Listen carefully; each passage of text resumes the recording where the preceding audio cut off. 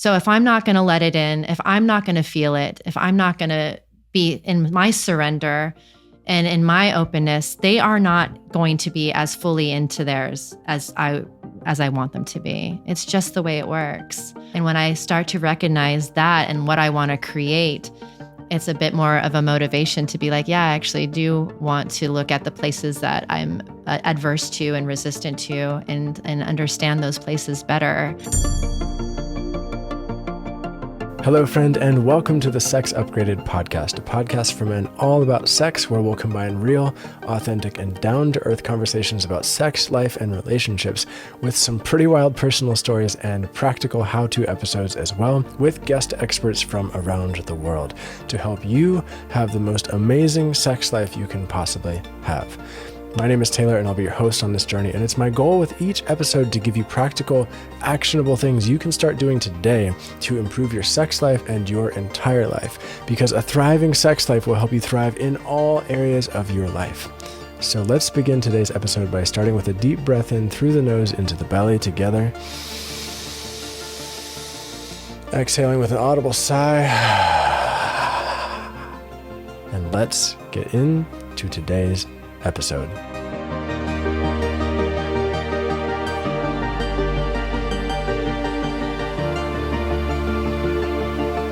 Kimi Inch, welcome to the show. I'm so happy to be here with you today. Thank you for showing up for this conversation. It's my pleasure to be here. Thank you for the invitation. I first met you, I believe, at a Tantra festival, and I came to one of your workshops around kink and BDSM, and it blew my mind, and I thought it was so awesome that eventually one day we would have a conversation about it. And here we are. Yay. I love how that works. And I really enjoyed meeting you at the Tantra Festival and all the gifts that you brought. So I was super honored to hear that you wanted to continue our conversation. Yeah, thanks. And actually, I don't even know why I blanked on it, but this is our second conversation kind of like this. I had Kimi come in to help the guys in my orgasmic mastery course. And that was really valuable. I keep getting emails from people of like, oh, that was such a great interview. Thank you. I learned this thing. And yeah, it's awesome. So I'm excited to go into a lot of that today. And you are a professional kink and BDSM expert.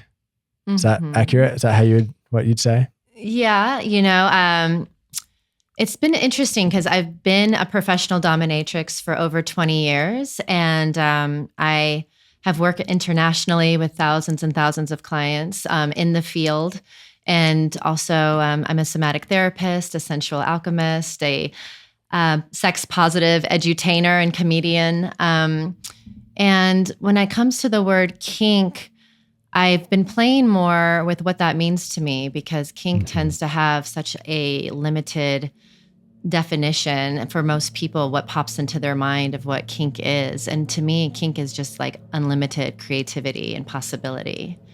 So I love the invitation you asked me to be here today. I love creating invitations for people to step into what could be possible in their erotic lives. And kink is just one of those tools and that I'm a purveyor of, but there's many other tools in my tool belt that I like to bring in as well.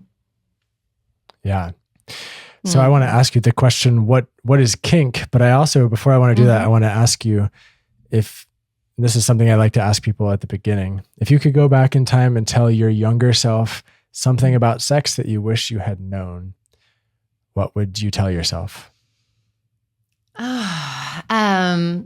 I was very adventurous and very curious about sex very early on in my life. And I think I would just let myself know that this is part of my life force energy, and to keep going into that curiosity and embracing the creativity and the desire and all the things that were coming up for me, because it was actually really normal and really natural, and has helped me become the amazing, extraordinary lover and player that I am today. So embrace instead of ignore or sweep under the rug, or... or be led in a direction that wasn't really authentically my truth by those around me and by society as a whole, that it's not okay for little girls or girls to be interested in sex and wanting to embrace their power in the bedroom. And it's not okay to express your desires and ask for what you want and all of these sort of things, these little messages that we got growing up. Beautiful. Thank you. You know, it's funny. There's a quote by John Waters. He talks about, "I'm so glad I was born Catholic because sex will always be dirty." And I love that because I love that I was able to, explore the way that I did, but also that it wasn't just handed to me on a silver platter. I mean, because I didn't have any healthy role models and didn't really know what the hell I was doing, I had to make it up as I went along. And I think that really tapped me into my creativity inside and outside of the bedroom, because I didn't know what I was doing, but I knew what felt good. I knew where my imagination would take me. So I'm almost like grateful for sort of the repressions and the judgments and all of that sort of stuff. It actually helped lead me to where I am today. Can you relate to that? Absolutely. Yeah. 100%. Yeah. I mean, our shadow areas, our oppressions, our hurts and pain points from younger can often be the source of immense learning and growth if we choose them to be. And that doesn't mean that's easy, but there's a lot of value to be explored there for sure. Totally. And so along your journey, at some point, you became a professional dominatrix. Is that something you always knew you wanted to do, or is it just? Oh my gosh. It's so funny because I always am curious if people can pinpoint certain times in their history where they could be like, oh, that might have been a contributing factor of why I am how I am sexually today, right? Like why I have the desires I have, why I have the kinks, the fantasies, the stuff that I have. And I remember being 5 or 6 years old, and I didn't have a lot of parental supervision growing up. My parents were pretty relaxed if they were around at all. And I remember watching an R-rated movie with my mom, and the scene had turned into almost very violent sexual exchange between a man and a woman. And I remember my mom turning to me saying, "I don't know if you should be watching this." And I remember my whole body went, "Ooh, I'm not supposed to be watching this. Why? Why am I not supposed to be watching this?" And the immediate rush that I got, that I didn't know even what that sensation was. It was very foreign to me.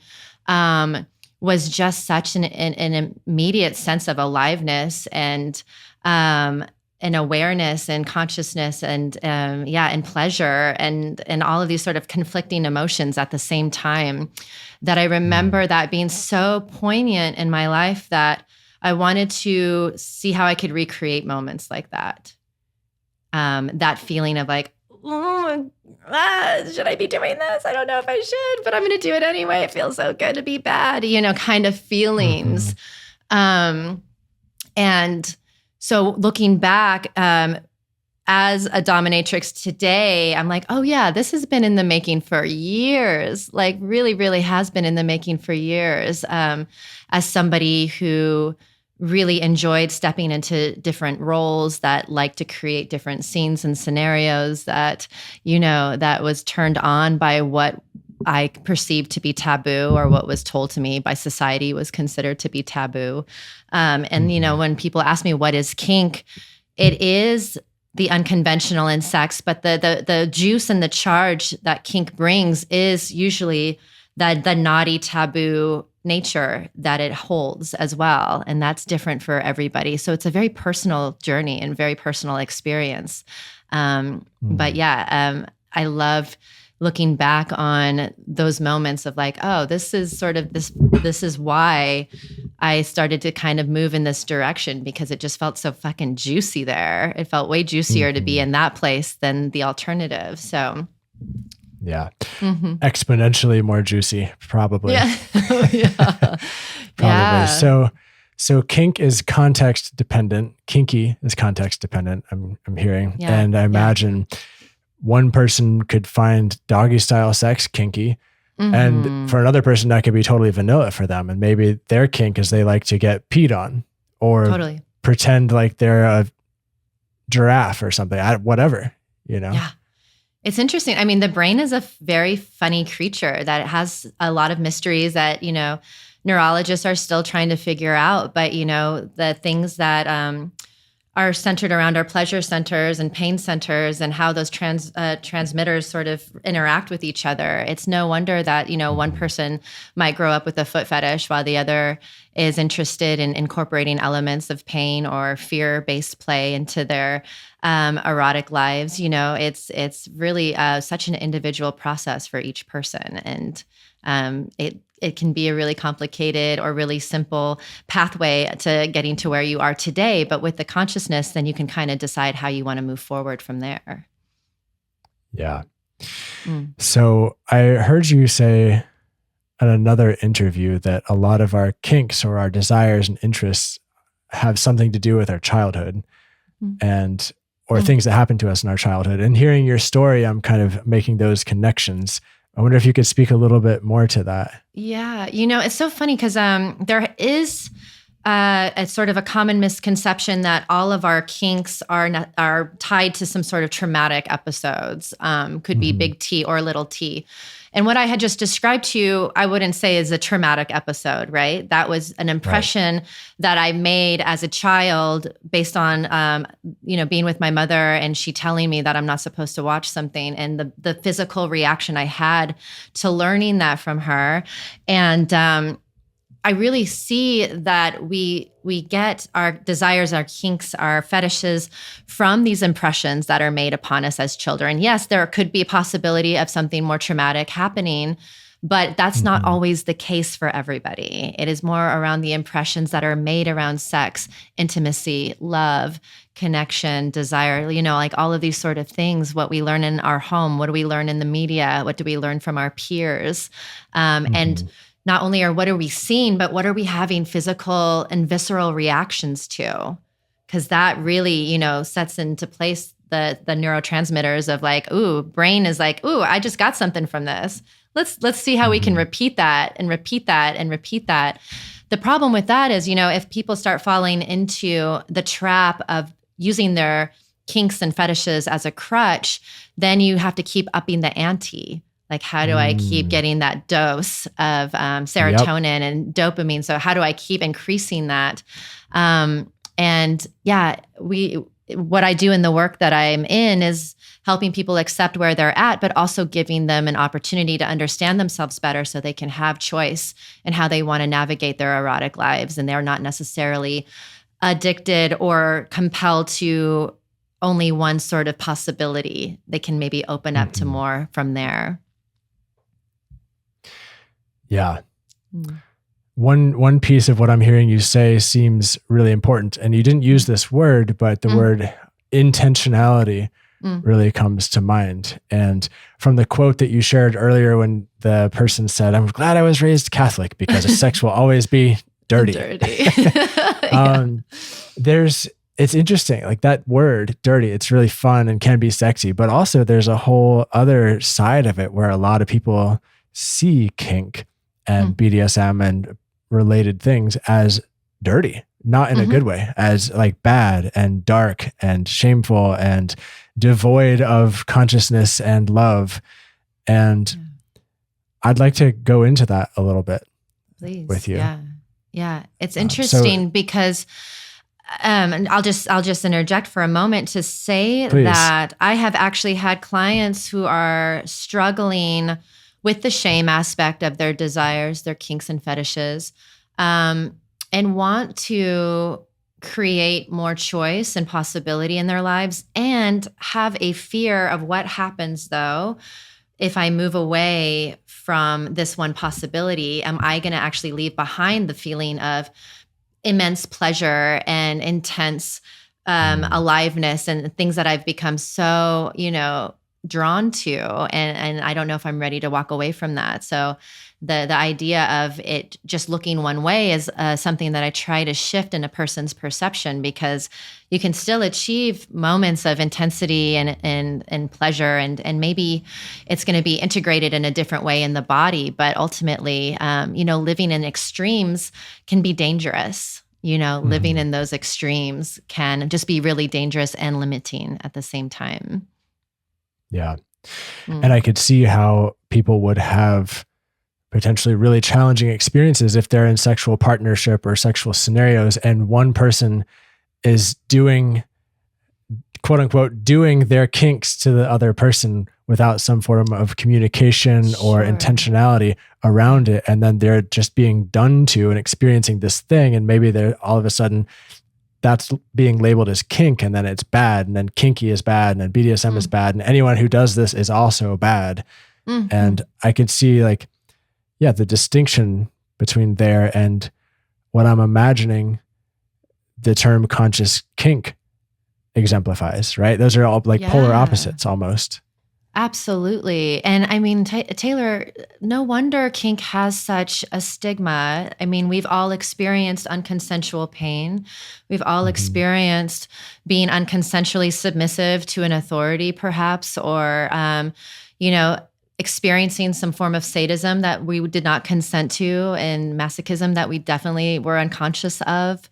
So no wonder there can be a feeling of shame, or there's a wrongness about kink based on our life experience. But you're right with the idea of conscious kink. Like, how do I bring the element of the taboo and the creativity and the unconventional in with intention, with consciousness, that will be serving us for more than just, a slap and a tickle, but maybe it's going to take us to deeper places of self-knowledge and expansiveness that can really help us ultimately be more of who we want to be in the world. Yeah. Do you have any examples of that, or stories you could share, or something to help that land a little bit more? Yeah. So I have so many clients from many different backgrounds. One that's coming to mind right now is someone who was born in a Muslim culture and was actually raised outside of this country in a Muslim culture.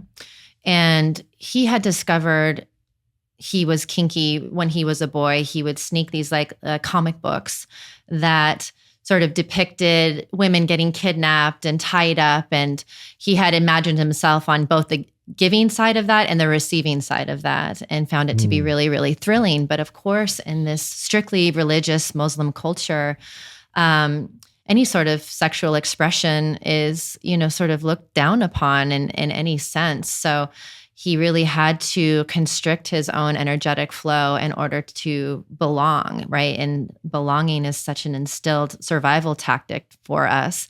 If you don't belong, you could be annihilated, essentially, And when he came to work with me, he had just recently, sort of stepped away from his religion and his culture, and had been carrying a lot of shame around who he is, a lot of negative self-talk. And, slowly but surely, we have allowed space for him to talk about his desires in a way where he's not only feeling accepted by it, but he's being celebrated. We want people to feel celebrated for who they are, and the courage it takes to speak truth to power, to actually come out of the closet, because there's a lot of juice in that closet too. Don't get me wrong. But what we're talking about is almost like the closet can be our master, it can be our repressor. So been working with him, and it's been about a year.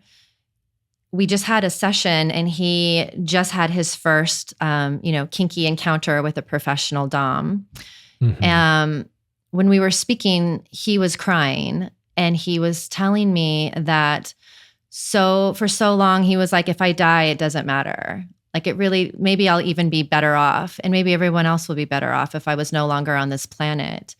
And now he's in this place of I want to treat my body well. I want to live longer. I see the light at the end of the tunnel. I'm finally able to enjoy my pleasure and not beat myself up over it. And I actually want to be in this world. Like I want to be a part of this world, and I want to help others know that they're not alone. And just to see the transformation from when I met him a year ago to where he is now, I'm like, wow, like this is so inspiring to know that when we're able to really step into our pleasure and be the authentic parts of ourselves that we've exiled because of, societal norms, that there's so much magic there. There's so much magic there, and he's doing so well, and he's doing a 6-month private training with me at the moment.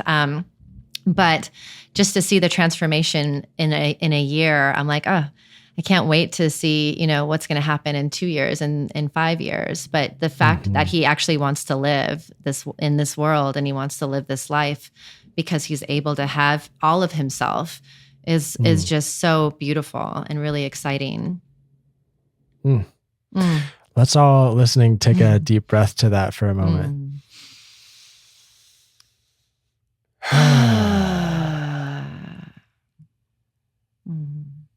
That's rich.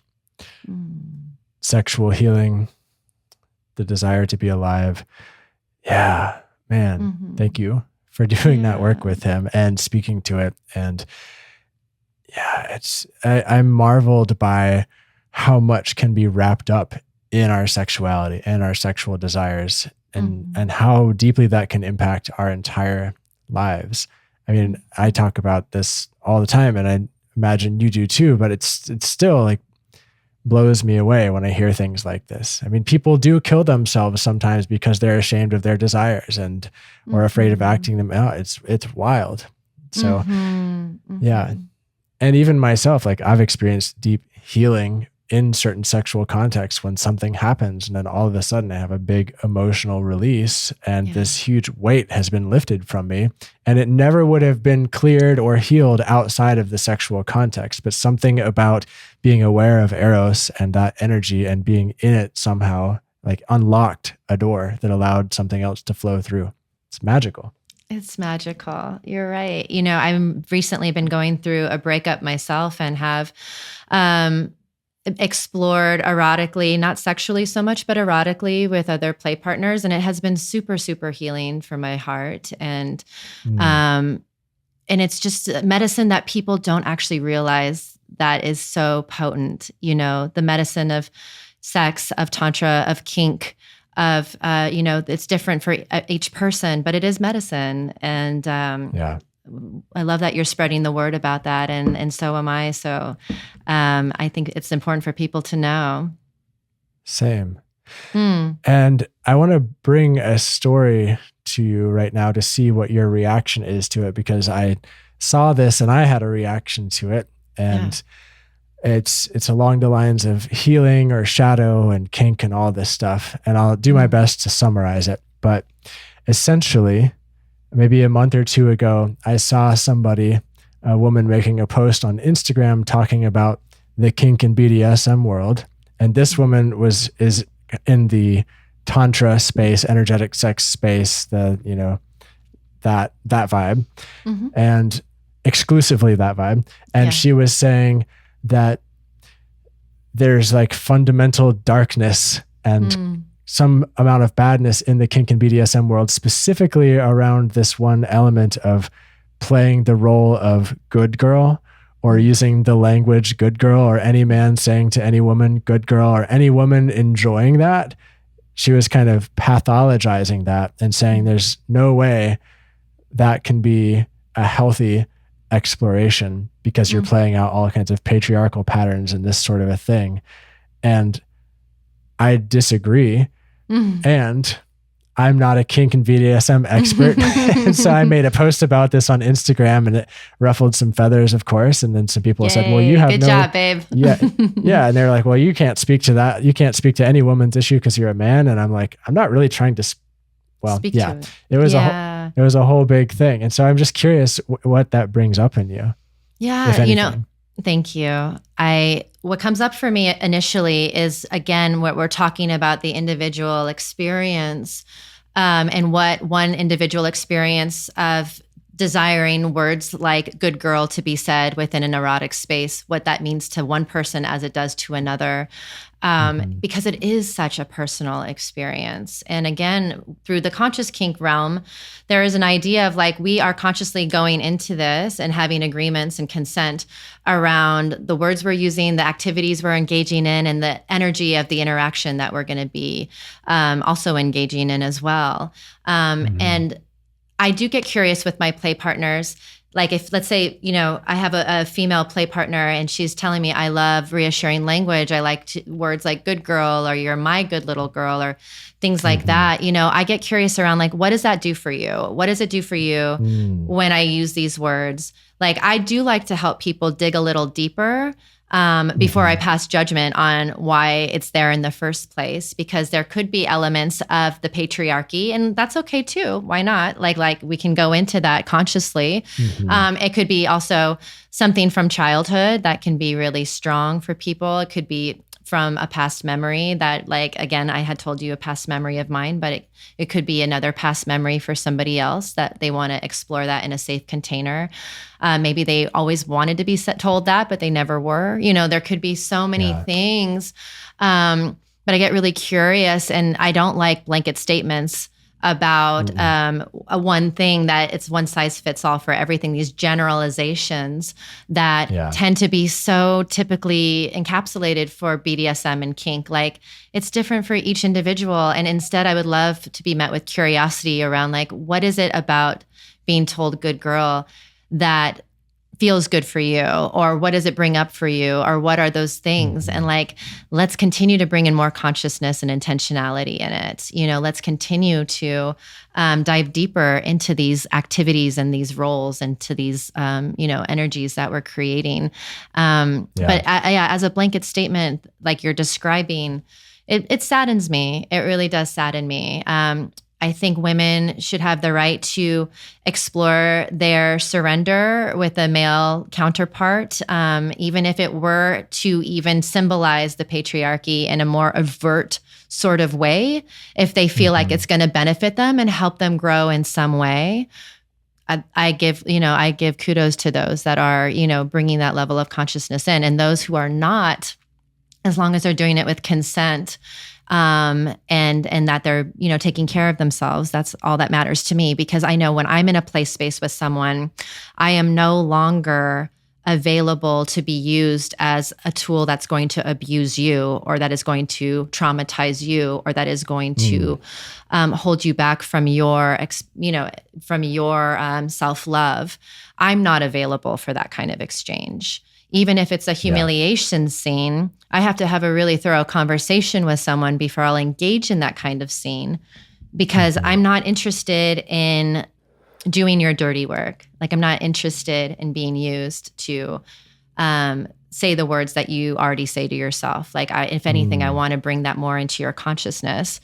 And I've said that in session, like, I am going to rip you into pieces, but I want you to know that I could never, ever do this as well as you do this to yourself. And if anything, I'm an extension of you that you can stand up to at any point. And I usually, after an end of a humiliation scene, I usually bring in a lot of really loving language and really like kind language, and bring in really kind touch and gentleness and presence. And I mean, I'm always present, but that loving presence, so that they can really feel that they know that this was, an agreement between the two of us for them to have an experience that I'm hoping will help them have less charge around whatever's lying underneath all of it. Yeah. Yeah. Thank you. Yeah, you're Thanks welcome. For that. Yeah. I'm going to make a broad sweeping generalization here. And say, I love it. I have explored a fair amount in the Tantra world, the energetic sex world, and some in the kink world, not nearly as much. But one thing that I'm regularly impressed with is the level of intentionality and communication and expression of boundaries and desires and relationship statuses and all this stuff in the conscious kink world, as compared to what I've experienced a lot of in the Tantra world. And it's been quite different in my experience. And a lot of the times in the quote unquote Tantra world, I have experienced a lot of, it'll just be fine, like trust and surrender, or like I'm aligned with spirit, or this sort of a thing. And then it might feel good in the moment, but then later on, you realize that you actually crashed the car or the train, and now you have to deal with all this fallout. And I see it happen more often than I would imagine. And I'm sure things like that happen in the conscious kink world too. And maybe I'm just not exposed to it, but in my experience, well, that's been my experience. Yeah, it's interesting because, I've been in this game for 20 years, and there has been, and it's finally merging together, but there has been a lot of judgment and separation between the kink and Tantra communities. And again, you see how they're merging now, which I think is so beautiful, because they're, these erotic spaces where I think there's gifts and that each community can bring into, the middle. But I've been in a lot of, it's so funny. I can almost say this about conscious communities in general. I've seen a lot of unconsciousness in conscious communities, and a lot of like, what is happening in Tantra spaces, and there has been in kink spaces as well. I mean, it's just sort of all over the place. So fighting the good fight and keep speaking out about, healthy practices is important. Yeah. So kink, all this stuff, conscious kink. Let's say there's somebody listening right now and they're kind of new to this, and they're interested and intrigued, and they have a partner, and they're wondering, okay, well, how do I do this thing? Yeah. Where do I start? Where do I start? Yeah, exactly. Yeah. Fair question. I love, for people wherever they're at, if they are able to tap into their own communities, that's usually a really good start. If you're in a town that's not close to a major city, like what is your closest major city, and finding out what are the munches and gatherings. And munches are gatherings for like-minded people in the kink scene that don't necessarily feature any play or kinky activities exchanged at the space. It's just more of a meeting and a place to greet others and to make community and to make connections. And it's really good. Again, we were talking about belonging earlier. For people struggling with their kinks and desires and fetishes, one of the things I recommend is finding community, is like finding others that maybe don't have the exact same interests as you do, but have an idea of what it feels like to, be pursuing these unconventional practices. And it's good to have a sense of community.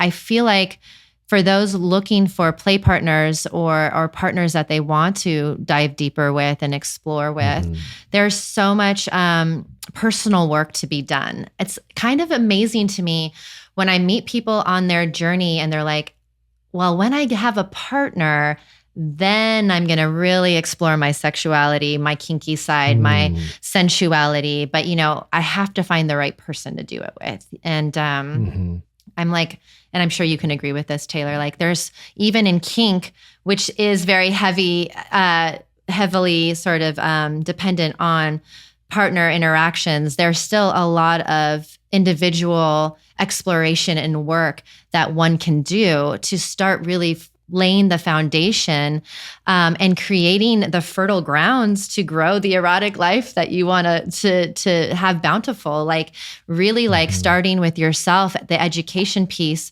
could not be more important. And if you want to, again, find more community, being in, online classes and in-person classes and workshops. So you're continuing to expand and educate yourself and meeting more people and learning more just by yourself is going to create that magnetism of drawing in what you want to experience more of in your life. So don't sit there, listener, and think that you need to have a partner in order to start this path and this journey.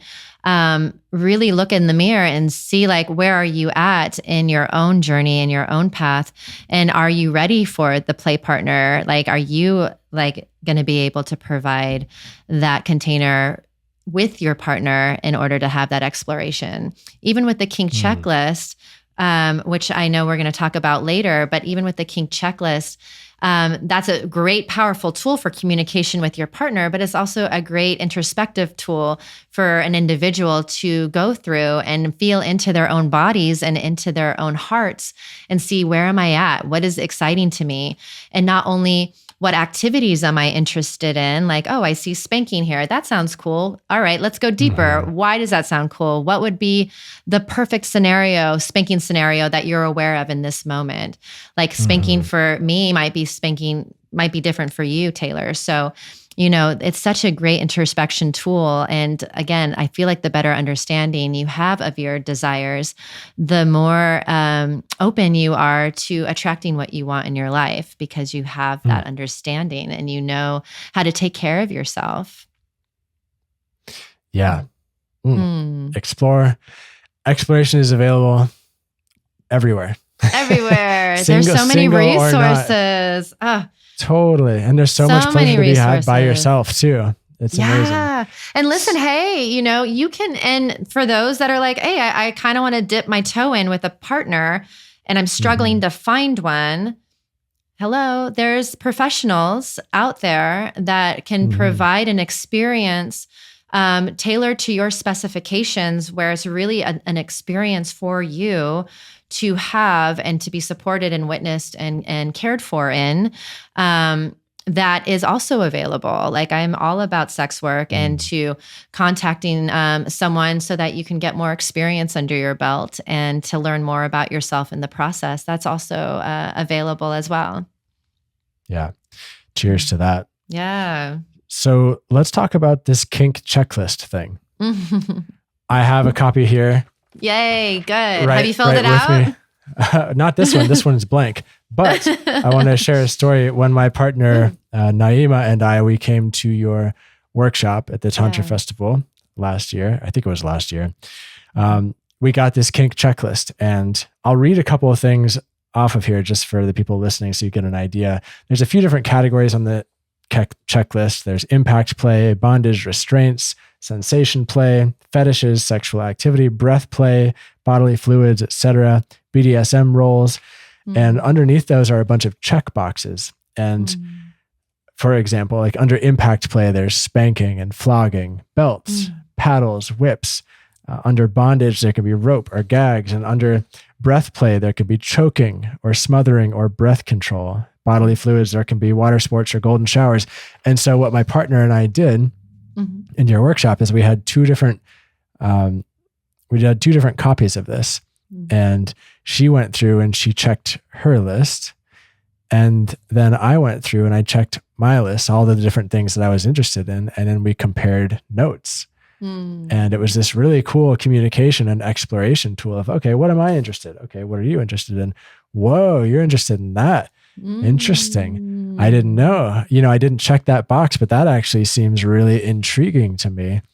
I think I'd like to try that. And it was a really cool tool to explore. How fun. I love that you guys had that experience of doing it individually and then bringing it together to compare notes and to sort of find maybe your hell yeses together, and maybe even were inspired by each other's interests and delights. So how fun. Yeah. Yeah. And I believe, how can people find this checklist? It's on your website, right? It's on my website. You sign up for my mailing list and you'll be emailed a free copy of the Kink Checklist. And I want your listeners to know that this is not a complete list, because there are so many possibilities and endless possibilities of what could be explored in a space like this. But it's a good little basic foundational sort of list that hopefully is a good conversation starter, or at least will start to open people up to different possibilities maybe that they didn't consider before. And it's always evolving, it's always evolving. Like, the more you build trust within yourself and your partner, you might be like, actually, I am interested in this whole breath play thing, or I am interested in things that felt a little risky before. I'm actually kind of curious on what it would look like and what would the pinky toe look like for me to experiment with this. Yeah. And there's a lot of stuff on there too that will probably expand your mind around what's possible. I mean, there definitely is for me. Even looking at this right now, I see one that says mummification. Right. I'm like, whoa. Wow. Cool. Yeah. All right. And then there's role playing. Yeah. Sorry, go ahead. No, it's okay. Just taking immobilization to the ultimate level of really, immobilizing someone from head to toe so that they can really feel their helplessness, or it helps them just feel so relieved of responsibility that it just takes them to these really amazing places of liberation, depending on the person. Yeah. Yeah. So all kinds of stuff in here. Threesomes, fisting, anal plugs, interrogation, medical scenes, age play. And so say a couple is going through this list and they're wanting to try some of these things. What next? Yeah. I tell people, I think a healthy baby step in exploration doesn't actually involve acting out anything just yet. Like, I think it's a really wise idea to go through the list and, maybe hit some of the, like the top 3 or 5 of the desires per person and lay down together. And maybe there's some stroking or touching of some kind, but ultimately it's about, bringing in the language of what the scenario might look like between the two of you, and just using your imaginations and power of voice to have a mental exploration to see like, oh, are we on the same page? Like, I'm actually, now that we're talking about it more, I'm hearing how you're enjoying feeling more of your helplessness. And before I thought, maybe you just wanted to feel punished, but this is actually illuminating because I'm having a better understanding of why you like these certain things and what it means to you. And not just the activities themselves, but what's the energy that we're participating in these acts? Like, is it a light, playful, coy exchange? Is it a hardcore, intense, no fucking bullshit kind of a scenario? Because all of that energy is going to be really important in the expression of what you're doing. And you can do something that might seem on paper as hardcore, like whipping. You can actually do that very lightly and playfully, and something on paper that maybe feels to most people as, oh, that's so light and that's not a big deal, like dirty talk. You could do that really intensely and really hardcore. So there's a spectrum of intensity, and you can decide what level of intensity you want to bring these sort of encounters to life within. And I think that's part of the nuances that people forget, that there's this whole sort of like range of intensity that you can play in, and you could do everything in a really light way and start to increase the intensity as you go. Yeah. Yeah. Super useful. You don't have to jump right into full mummification. No. You could try maybe handcuffs or even just thinking about it. Yeah. Right. You could tell your partner, like, I want you to see how it feels to sit in this one position, and if you move one muscle, you're gonna get it, or you're gonna suffer some sort of consequence, or and see how that feels, even, or how does it feel if we agree that we're going to explore something for 10 minutes, and 10 minutes only. We'll actually set a timer so we both know whether we love it or hate it, it's going to be over in 10 minutes. And dive into the exploration and the experimentation of it. And then after the 10 minutes, have some reflection around, like, how did that feel? Is that something that we want to bring more into and go deeper with? Were you longing for me to go even harder? I do that in air quotes when I say harder, but, and you're creating little science labs for yourself to sort of decide, oh, what is feeling really good to us in this moment. And again, it changes all the time. Like what your partner might love one day is like, oh, that's not, my body isn't yearning for that right now. My body can't take that right now. Let's switch gears. So it's an ongoing conversation, and it's never static. Yeah. And so that 10-minute time chunk where you're experimenting and then it's over and then you have the reflection period, that would be you could call it a scene.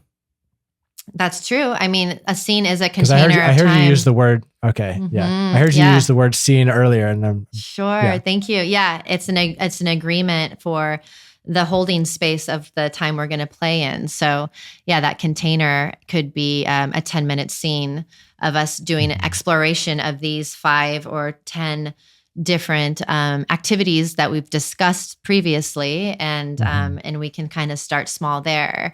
It's interesting because so many people feel like that over planning and that sort of pace feels like it takes the passion or the excitement out of the play, but it's actually just creating a stronger foundation for you to be able to really open your bodies up to. Because as fun as the whirlwind of kind of just being in the moment and maybe exploring something, meanwhile, there are going to be parts of you that may not be as present because of your nervous system, because of your past traumas or sort of interactions that you've had. And when you're really able to move slow, you're able to really be fully embodied in everything that you do. So your play can actually go to deeper places than in the whirlwind of, let's just, try this out and just go for it. It actually is beneficial to create a little structure and foundation because it does open you up to a deeper expression of what's possible.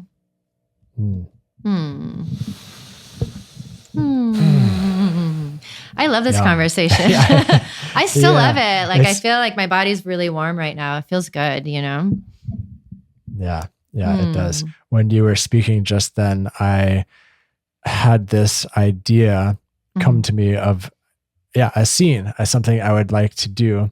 That's, what's the term? Is there a term for it? It doesn't, medical scene.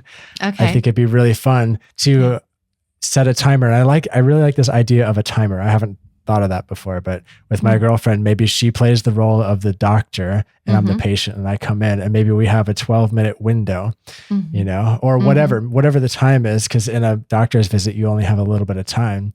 Maybe she would even start that timer and then it would be the scene of what would happen in there. We could come up with whatever agreements we wanted to, but that seems fun. So let me ask you, would you be willing to try something with me right now?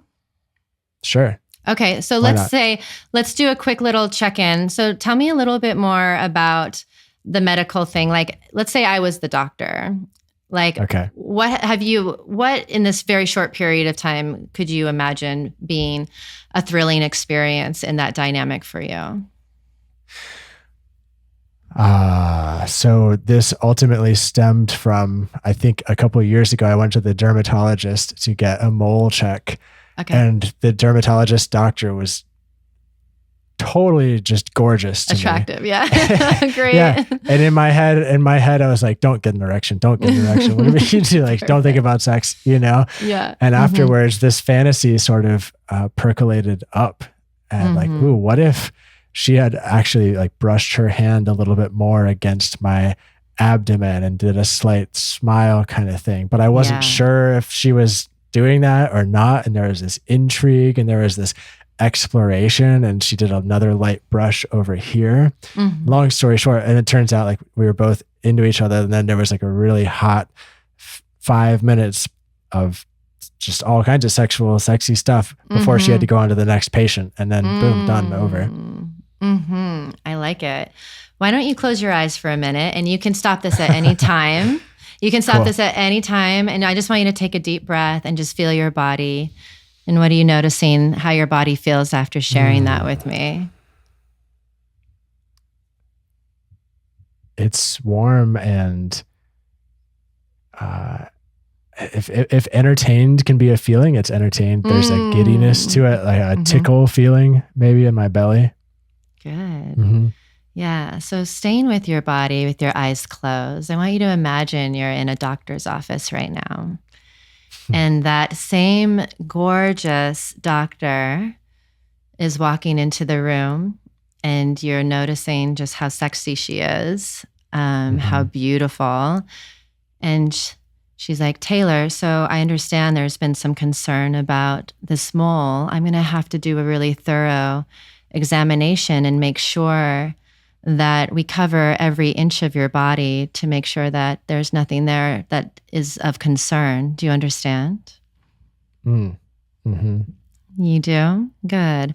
Yeah. Then I want you to take off your shirt, and I'm going to explore your body a bit more. And I want you to imagine that the tips of my fingertips are running along your skin as I'm looking you up and down, and you're feeling really exposed. And you might be even feeling a little excited. And I'm noticing the energy shifting in your body. And I tell you, I think it's best for you to take off your pants because I want to be able to see all of you. So I sit down in my chair and I tell you to take your pants off for me really slowly while I sit there and look at you as you begin to expose yourself. So taking a deep breath. Does this scenario seem sexy to you, or what is this feeling like for you? Yeah. Definitely sexy. Good. For sure. Just even the little spark of arousal. Yeah. So this way of sharing with your partner what you were sharing with me, and I'm not your partner, but I'm interested in like picking up on what you're setting down and also like investigating more like, how is this though for you? And is this what you were imagining? And what would make this even juicier? And what would make this even hotter? So I'm collecting the information and the data. You're going deeper into the fantasy. And so many people that I speak to are like, I know we do the checklist and we did all that, but I don't really know how to begin or how to transition into a scene. And you know, they're like, okay, we did the list. I guess come over here and bend over, you know, like, and it can be awkward to like move into that erotic space. So I love using language and imagination and feeling our own bodies to kind of drop in to the moment deeper. I may not be in the same room with you, but I could feel a synergy between us as you're sharing with me so vulnerably. And thank you for that. The excitement it causes me of like, oh, like if what I'm hearing brings up this for me and how I would interact with you. If I were your doctor in that kinky scenario. And it's just unlimited what we could create together. I mean, that was just a few seconds or a couple minutes, but it's so rich, you know? Yeah. It is rich. And it occurs to me how luscious of a resource our minds and imaginations can be in the exploration of sex. I mean, this is something I haven't personally explored much of, is this role-playing scene type stuff. I've explored lots of other things, but not so much here. And I noticed being guided through that, there was this intrigue to try it and like actually go for it, you know, like really try taking on those roles and seeing what happens. Yeah. And it could have gone in a lot of different directions where, totally, you know, it could turn into something that is maybe a little bit more power dynamic, where I'm going to start to tell you what to do and this and that, and then or it could turn into something more sensual. And maybe you even turn the tables on me. I don't know. Like it could be really, it could be whatever you want it to be. And that's sort of the biggest message I try to drill into people is like, really, what do you want to create? Because you don't have to make it look a certain way. You don't have to, as a man, Taylor, you don't have to be the dominant. Or if you do want to be the dominant at one point, maybe we'll switch at a certain stage and play in different polarities. Like it's really like a dance between two people, and you get to decide what sort of dance you want to create. Yeah. Yum. Yummy. Yes, please. The piece that you just spoke to, you said, as a man, you don't have to be dominant. I'd love to unpack that. Maybe that's the last topic we go into here, but that's such a big one. And there's so many guys out there that have this idea of dominance being linked with masculinity, and that if you step out of this role, then it means maybe you're not a man, or you lose part of your manhood or masculinity or something like that. And I get it. I get the fear. I understand the fear, and it's a bummer. That's sad to me. Yeah. And it's so interesting because I don't equate dominance necessarily with the masculine energy per se. There are the polarities present between masculine, feminine, dominance, and submissiveness that are really fun to play in. But I've been deeply in my feminine in a dominant role, where it was more about the magnetism and drawing in. That was the power that I was cultivating in that moment, instead of the more masculine, acting out or, doing. So I think you can incorporate that. I actually love a term in Tantra called atavism. And I'm not sure if you're familiar with atavism, but it's the consciously taking on roles to play out different power dynamics that aren't just limited to dominance and submission, but it could be Shiva Shakti energy. It could be tiger and antelope energy. Right? Yeah. Like you don't have to limit yourself to this idea of dominance. Maybe it's solar and lunar energies. There's still these polarizing dynamics, but it can still be really juicy and not necessarily this hierarchical idea of what dominance and submission is. Because really at the end of the day, when I think about dominance and submission, both people already have power. Both people have choice.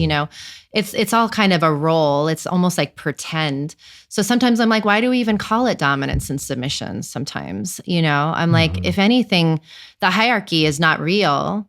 The submissive is there of their own free will and is creating the opportunity. And I like to think of the dynamic more as dominant is more of the artist and the submissive is more of the muse. Like both are needed. And they inspire each other and they create the art together. But there is no hierarchy there. And the thing I get sort of tired about the language that's been used in kink for so long is sort of this like limited hierarchical sort of viewpoints of what power and surrender are. If I speak to another man, and it's usually men more than women. When I ask them, what do they love about dominance? And they're like, I love controlling my partner. I love controlling the environment and I love controlling the scenario. And I'm like, but that's not what you're doing. Like, you're actually not controlling any of it. At least I hope you're not.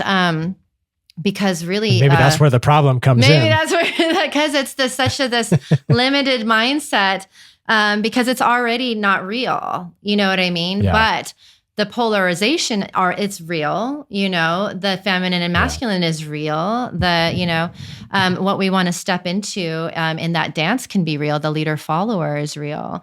But it's a working with, it's a co-creation, it's a collaboration. And that's the message that I really want people to start shifting into, out of like, I'm going to do a bunch of shit to you. Like, I'm not interested in doing a bunch of stuff to my partner as the one who steps into the dominant role more often. I'm more interested in helping my partner feel themselves deeper. I want my partner to be more vulnerable. I want to open my partner up in new ways. And I'm not attached to it either. Like, I'm not, you know what I mean? I have no attachment to what that's going to look like, but I have a desire and I want to create the space for anything to show up that needs to show up. But when I am going in with this idea of control, I think it's really limiting on what you can create. Yeah. So for the men out there, let's take another breath. And the women really wanting their men to step into that dominance. I ask the women, like, what are you really wanting to feel through that? And if it's the surrender and the care, and the safety and the security, I think that's just a really wonderful thing to recognize and to know that it doesn't have to look one way, that it can look a lot of different ways. I love, as an attunement exercise before I play with someone, after we've done our kink checklist and after we've decided, what our yeses and nos are, I'll dance with my partner and I'll say, let's just dance. And like, let's not even worry about who's leading and who's following. Let's actually switch off. And there'll be moments where we're both leading. There's be moments where we're both following. But we'll kind of switch back and forth. And then we'll start moving into like the agreed upon dynamic of me being leader.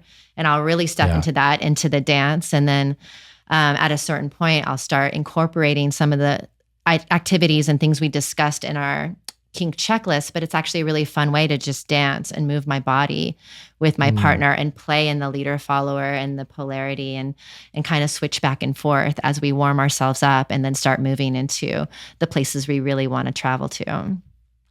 Yeah, I love that. That resonates with me a lot. And I've been taking more and more partner dance classes actually here in Asheville this year. How fun. And it's super fun. And yeah, it's helping me get more accustomed to the different energetics of the leader and follower position. Because in these dance classes, we're rotating between those. You have the option to, and I'm learning a lot being in both positions.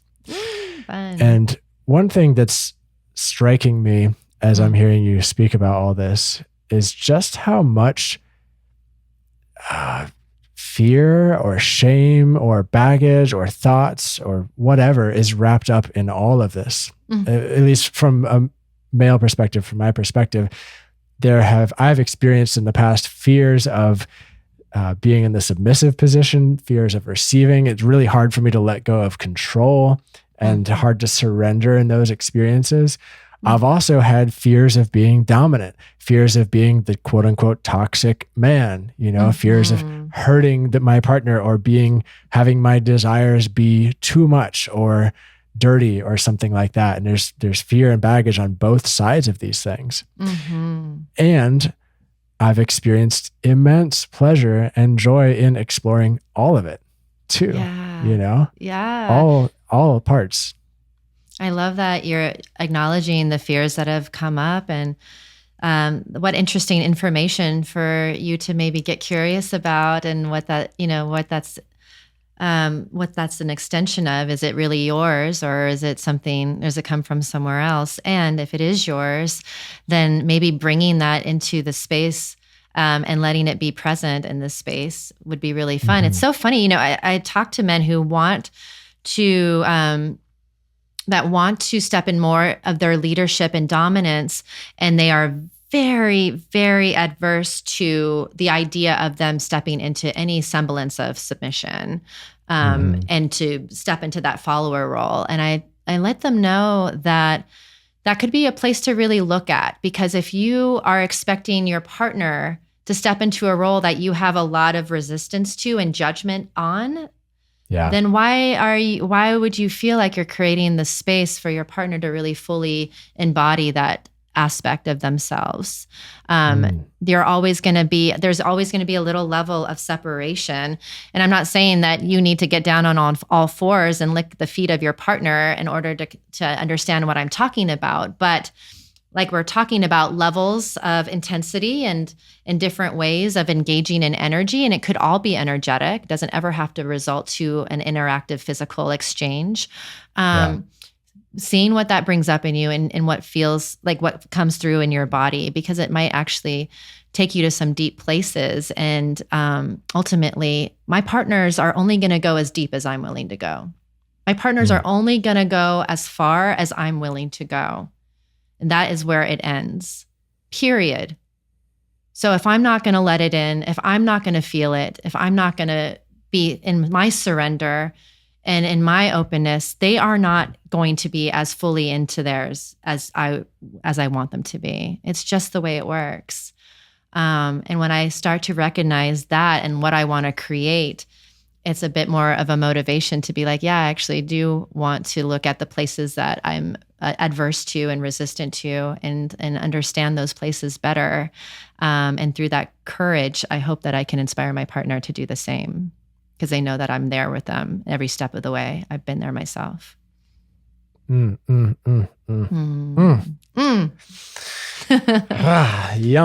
That is the perfect. I think maybe we'll call it at that. Yay, great. That was good. Is there any last thing you want to add before I ask you how people can find you? I just like to remind people again, I know we mentioned it earlier, none of this ever has to happen by yourself. There are resources, there are others out there. There are, so many different options these days that we're super blessed by. So please know that your isolation or your fear or your shame can be temporary, and that there is something on the other side of it. And it's really the life that you want to create is at your fingertips. just trust in that. Yeah. And for any guy out there who wants to explore submission type experiences, I'm here to tell you they're fucking awesome. Yay, they can Taylor, be incredible yeah. from personal experience. And I love the other side as well. So there's pleasure to be had in all of it. All of it. Mm-hmm. Yeah, all of it. Agreed. Man, so I kind of want to, we'll have to circle back around in the future and do another episode doing a deep dive into all this stuff. It'd be super fun. Yeah. Thank you so much. You're in the meantime, how can people connect with you and find you? Yeah, my website is a good place to start. It's just my name, KimiInch.com, KIMIINCH. And then you can find me through social media through my name at KimiInch.com, or not .com, but just at Kimi Inch. And I do everything from online courses and programs to in-person immersive experiences. I do something called Conscious Kink Journeys, which are like medicine journeys, but kink is the medicine. And they're great opportunities for people to have an experience of kink that hopefully will help them achieve more that they want out of life. And also I work privately and mentor and train and educate those that are interested in stepping into this work even bigger. Everyone from just curious couples to, healers and therapists. And I work with all individuals and couples alike. So just reach out to me and we could set up a call and see if this could be a right fit for you. And I'm happy to just be able to have a chance to speak to your audience. So thank you for having me. Beautiful. Yeah. Thank you so much for this conversation. I really appreciate your time and your wisdom and your knowledge and all your experiences. Thank you. And if you're listening and you're ever at a workshop or a festival and Kimi's going to lead something, definitely go. They've been some of my favorite experiences so far. So thank you again, Kimi. I hope you have a beautiful rest of your day. And to all you listeners, thank you too. I hope you have a beautiful rest of your day. Cheers to your success and your pleasure. We'll see you next time. Thank you.